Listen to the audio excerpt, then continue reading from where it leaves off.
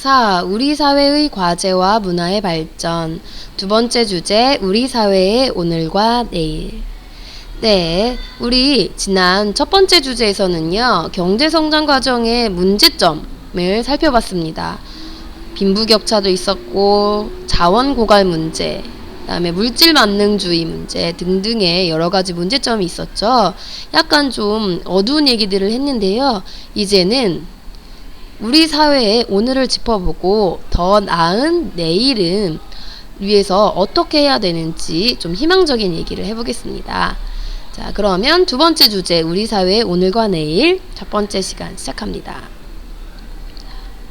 오늘은요, 요걸 살펴볼 겁니다. 우리 사회를 지금 이루고 있는 가장 중요한 가치 중에 하나를 배울 건데요. 자, 빈칸에 들어갈 말은 뭘까요? 이응, 지읒, 지읒, 이응. 많이 들어봤을 텐데 뭘까요? 네, 바로 민주주의입니다. 오늘은요, 민주주의를 실천하는 올바른 태도에 대해서 알아볼 겁니다. 그리고 우리가 민주주의 그러는데 이 민주주의가 갑자기 온 게 아니에요. 수많은 사람들의 희생을 통해서 이루어진 거거든요. 우리나라가 이런 민주주의를 실현시키기 위해서 겪었던 민주화 과정도 같이 살펴보도록 하겠습니다.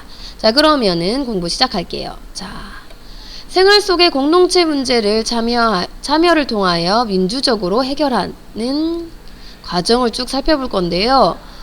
갑자기 웬 생활 속의 공동체? 선생님, 민주주의는요, 정치 아니에요? 투표하고 이런 거 아닙니까? 저희는 아직 투표권도 없고 6학년인데 민주주의하고는 거리가 멀죠. 라고 생각하는 친구들이 있을 것도 같아요. 그런데 여러분, 민주라는 말은요, 우리 반 박민주도 있지만 우리 곁에 가까이 있습니다. 자, 무슨 말이냐면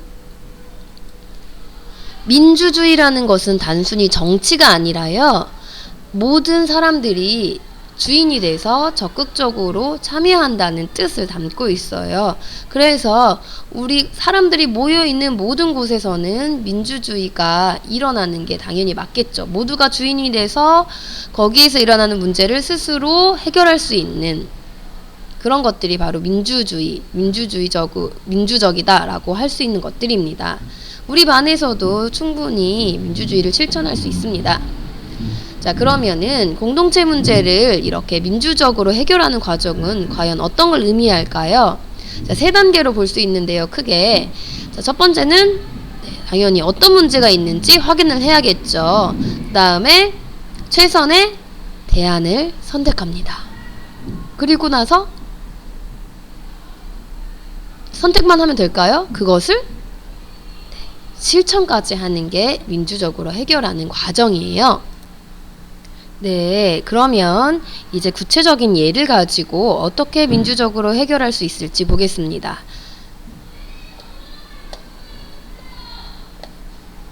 자, 볼게요. 자, 먼저 문제 확인하기. 우리 반의 예를 들어볼게요. 지난 5월 말쯤에 이런 의견이 있었어요. 서로 친한 사람들끼리만 어울리려고 해서 다른 친구들과 친해지기가 어려워요. 라는 문제가 있었습니다. 그래서 우리 어떻게 했죠?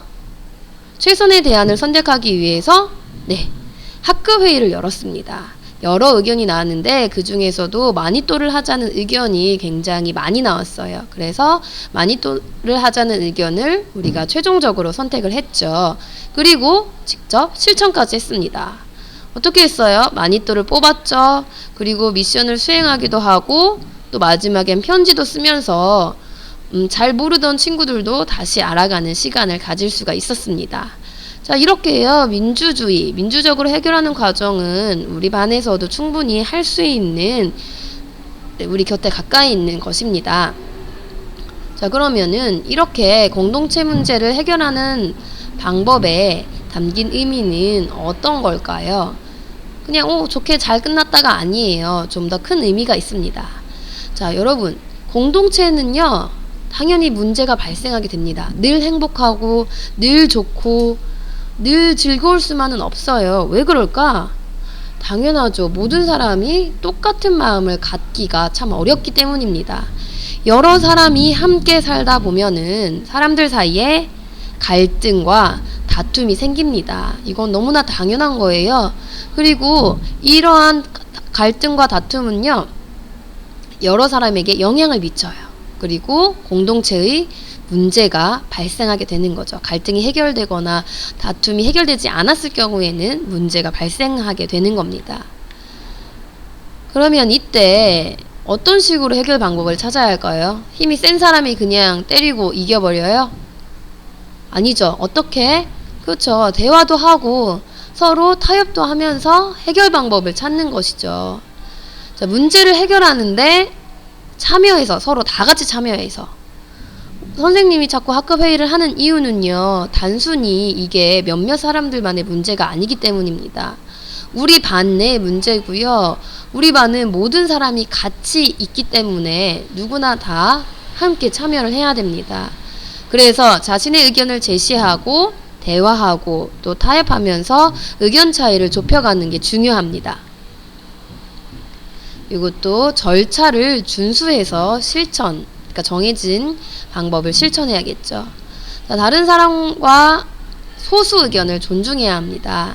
자, 내 의견만 주장하는 게 아니고 또 어머 선생님, 남자애들은 9명밖에 안 되고 여자애들은 15명이나 되는데 남자애들 의견 그냥 무시하세요. 이런 것도 절대 안 되겠죠. 아무리 적은 인원이라고 하더라도요, 그 의견은 반드시 존중돼야 합니다. 그리고 모두에게, 되도록이면 모두에게 도움이 되는 방안을 찾아서 실천하려는 관용의 자세가 필요합니다. 너그러운 자세. 쟤 왜 저래? 째려보거나 이러지 말고, 어머, 쟤는 여자애들 편만 들려고 그래. 쟤는 남자애들 편만 들려고 그래. 이런 게 아니라요. 서로 모두에게 도움이 되도록 너그러운 마음을 가지고 참여하는 게 중요하겠죠. 또 문제를 합리적으로 해결할 수 있도록 법과 규칙을 지키고 절차를 준수해야 합니다. 자, 이렇게 민주적인 해결 방법을 쓰면은 어떤 점이 좋을까요? 네. 첫 번째, 자신에게 영향을 미치는 문제를 결정하는 데 직접 참여할 수 있고 자신이 스스로 참여해서 결정했으므로 자발적으로 실천하게 됩니다. 여러분들이 규칙을 만들고 결정을 했으니까 그래도 그래 우리가 결정했으니까 지켜야지 라는 마음이 조금 생기잖아요. 자, 이번에 미션 나갑니다. 자, 미션 첫 번째 문제입니다. 자, 다음에 나오는 문제를 거꾸로 사회공책에 쓰고 반드시 쓰세요. 그리고 답도 찾아오시기 바랍니다. 자, 이따가 미션 두 번째 문제도 나갈 겁니다. 정신 바짝 차리고 보세요. 자, 그러면 이제 두 번째, 우리나라의 민주화 과정을 살펴보도록 할게요. 자, 우리나라의 민주화 과정. 지금이야 민주주의 이런 말 굉장히 많이 하고 너무나 당연한 것처럼 느껴지지만요. 정말 30년, 40년 전만 해도 이렇지 않았습니다. 이 민주화 과정은 여러분이 5학년 때 배우고 왔으니까 간단하게만 살펴볼게요. 자, 1948년 8월 달에 무슨 일이 생겼을까요? 기억이 안 나죠? 자, 그러면 날짜부터 쭉 봅시다. 1948년 8월, 1960년 4월, 80년 5월, 87년 6월. 우리나라 민주화 과정에서 핵심적인 그런 날짜들만 가져왔습니다. 자, 먼저 1948년 8월. 여러분, 대한민국 정부가 수립된 날입니다. 8월 15일. 헌법에 따라 대통령으로 누구를 선출했죠?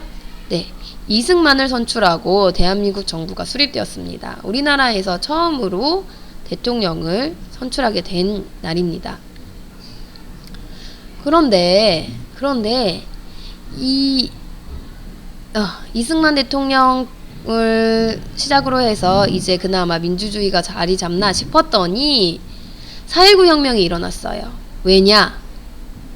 그 이승만 대통령이요, 자기가 계속해서 대통령을 하고 싶으니까 완전 부정선거를 한 거예요. 막 반올림을 하질 않나, 막 사람들한테 일일이 공개 투표를 하도록 만들질 않나. 그래서 국민들이 화가 났습니다. 아니, 이명박 대통령 뭐 하는 거냐. 이승만이요. 헷갈렸어요? 자, 이승만 대통령 뭐 하는 거냐? 지금 저렇게 부정선거에서 됐냐? 안 된다. 당장 끌어내야 된다. 해서 4.19 혁명을 일으킵니다. 그리고 이 4.19 혁명 때문에 이승만 대통령은 물러나게 됐죠. 그러고 나서 이제 좀 괜찮아지려나 싶었더니 어떤 일이 생겼느냐. 아이고, 박정희 대통령, 그 다음에 전두환 대통령이 등장을 하게 됩니다. 이 사람들은요, 군인 출신이라서요, 굉장히 철저한 독재를 했습니다. 사람들이 참다가 결국은 일이 터졌어요. 전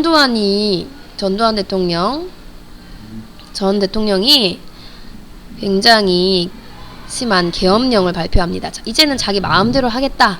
엄청 심한 계엄령을 발표해서 사람들이 이제는 더 이상 참을 수가 없다 싶어서 5.18 민주화 운동을 일으킵니다. 그리고 굉장히 큰 시위가 일어났죠. 그리고 전두환 대통령은 그래도 물러나지 않았어요. 그러다가 이제 1987년 6월에는요, 민주항쟁이 일어납니다. 국민들이요, 민주적인 헌법과 대통령 직선제를 요구하기 시작합니다. 이제까지는 간선제였어요. 국민들이 뽑은 국회의원들이 모여서 투표를 해서 대통령을 뽑는 식이었거든요. 그러니까 지금처럼 우리가 직접 대통령을 선거할 수 있게 된 거는 1987년 6월 민주항쟁 덕분입니다. 이렇게 우리 간단하게만 살펴봤습니다. 이 기나긴 과정들은 1시간 안으로는 좀 부족하죠. 그리고 5학년 때 다 배웠던 거니까요. 이 4가지 사건만 잘 기억해 주시기 바랍니다. 자, 48년 다시 한번 돌아가 볼게요. 자, 48년 8월에는 무슨 일? 네, 대한민국 정부 수립. 1960년 4월 19일 4.19 혁명. 부정선거에 저항한 4.19 혁명. 1980년 5월 네, 전두환에 대항하는 5.18 민주화운동. 그리고 87년 6월에는요, 네, 6월 민주화 항쟁으로 직선제를 할 수 있게 되었습니다.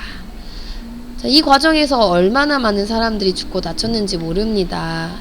그래서 우리나라 민주화 과정이 주는 교훈이 중요한데요. 만약에 국민들이 그때 그 당시에 그냥 가만히 있었다면 지금도 대통령을 우리 손으로 못 뽑았을 수가 있습니다. 그러니까 민주주의가 발전을 하려면 국민들이 공동체 문제에 관심을 가져야 돼요.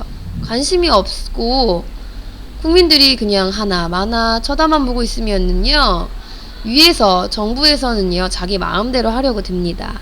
그리고 이를 해결하기 위해서 당연히 적극적으로 참여를 해야겠죠. 여러분들도 지금은 선거권도 없고 참여를 할 수 있는데 제한이 있지만 나중에 어른이 되면은 꼭 민주주의에 관심을 갖고 적극적으로 참여를 해주시길 바래요. 지금도 할 수 있는 일 많습니다. 자, 그럼 마지막 미션 나갑니다. 미션 문제 2번째입니다.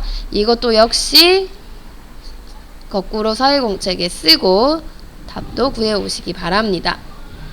자, 그러면은 당연히 잘 이해가 안 됐다 싶으면 한 번 더 보시고 우리는 수업 시간에 만나요. 안녕.